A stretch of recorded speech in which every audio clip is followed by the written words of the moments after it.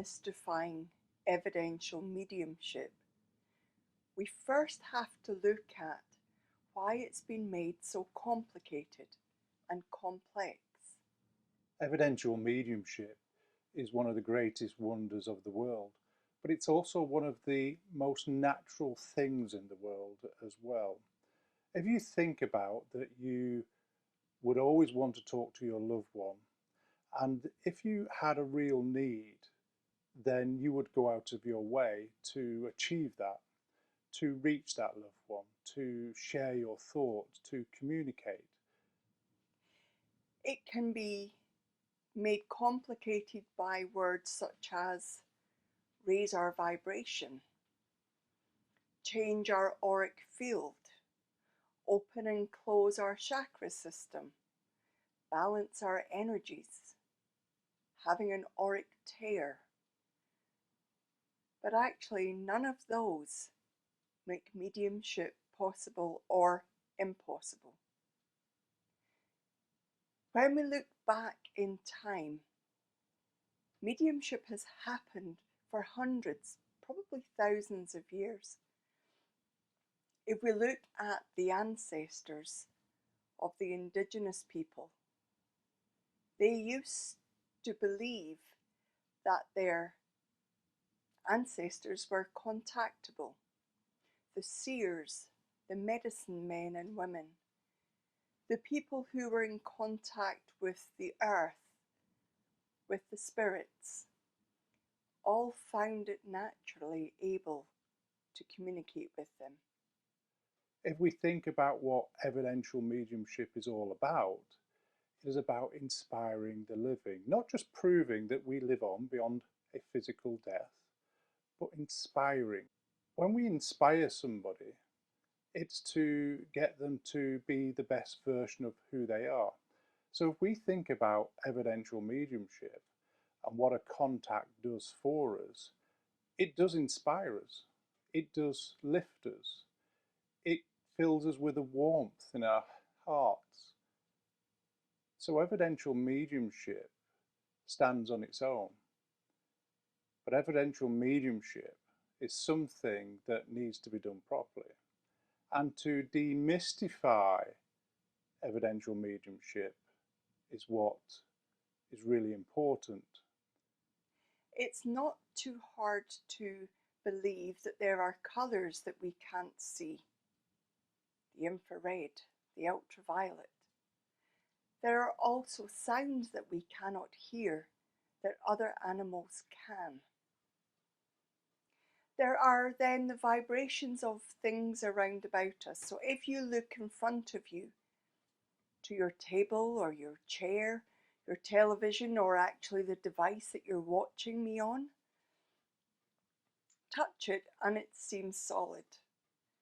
But if you zoom super close, you'll find out that actually all the molecules are moving. They're just moving slower than what your eye can perceive, and therefore your fingers and your mind perceive them as solid. If it's the most natural thing in the world, and they're only a thought away, then thoughts can impress upon us. And that's exactly what happens. When that loved one comes close, they're impressing their thoughts because they're a consciousness. If you think about the soul carries everything within it. Our personality, our character, our experiences, the intention that we have within us. All those things are carried. So when those impressions are given to us as the medium, then it moves the soul within the medium. It makes a huge difference. And it's a simple act of impression, an impression that moves you emotionally, mentally, and physically. And if we dwell within that soul's impression, then it becomes a spiritual reality. No different to the signals that are carried within the air, such as your mobile phone. Does it not receive messages? Does it not receive pictures? Does it not receive sound? So when you're sat on your phone, when it's connected to the Wi-Fi, you see a result. A medium's exactly the same. They're receiving those impressions, those pictures, those feelings, those sounds. And through the technology of a phone, it translates that signal, that data, into those pictures. It's the same with the medium. Those impressions upon the soul are creating those pictures, creating those impressions, those feelings, that audible sound. We have to remember that just because we can't see something doesn't mean that it doesn't exist. So is it too hard to believe that if we speed us up even faster, that we become dust, that we become something that cannot be seen? I believe that's where the spirit world is, vibrating at a much quicker rate so that we cannot see them. Now, whether they're in our world or we're in their world, I don't know. But I do know our world can be in contact with that world. And that world certainly is in contact with our world. We see signs. We get impressions. We're influenced. We know when our gut instinct tells us to do something, or we have a thought out of nowhere. Could well be that world influencing us. You can't see that Wi-Fi signal, but it's there. It works. It carries a signal within it. The medium's the same.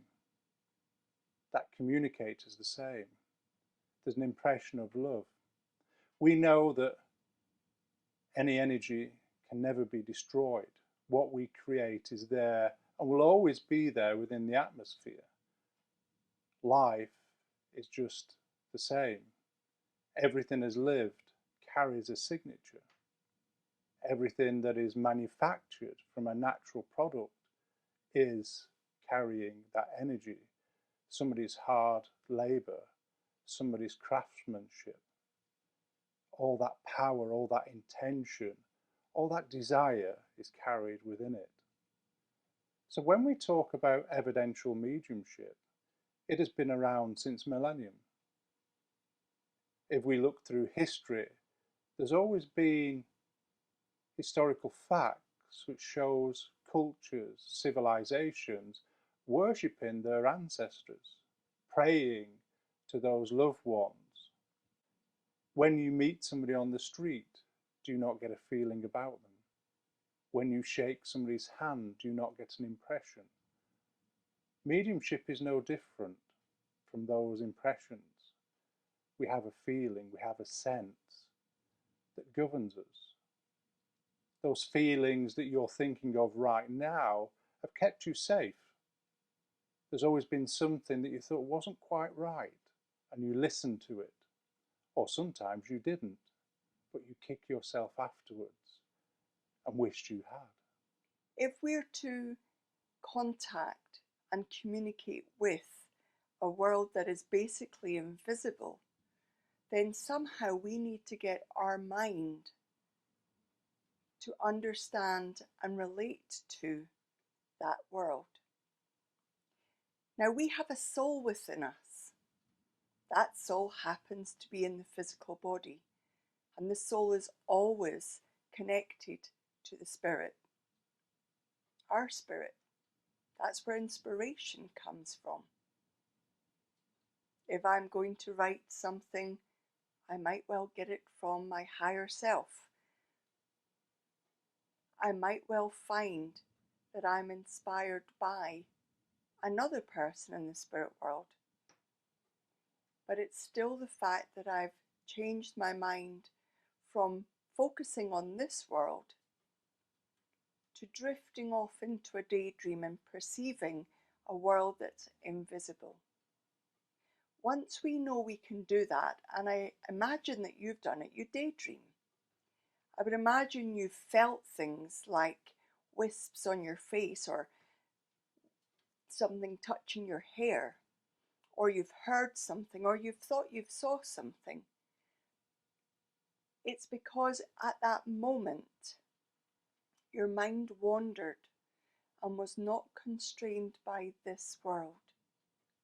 That's all a medium is.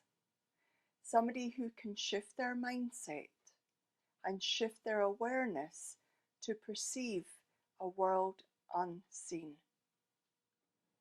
Evidential mediumship is all about that inspiration of a loved one, their stories of life, how they lived, how they inspired you when they were living, how they raised you or impressed on you in those moments you shared that created you, the way that you look at life. I know if I go to the spirit world, I would still want to reach out to my children, to my friends, to my colleagues, to help them to live their fullest life, to lift them when they're feeling down. So when we see an evidential medium working, there has to be a few things that take place. Memories of evidence, such as the names, locations, hobbies, experiences you shared together, holidays, all those things that you did together has to be brought back. They know that.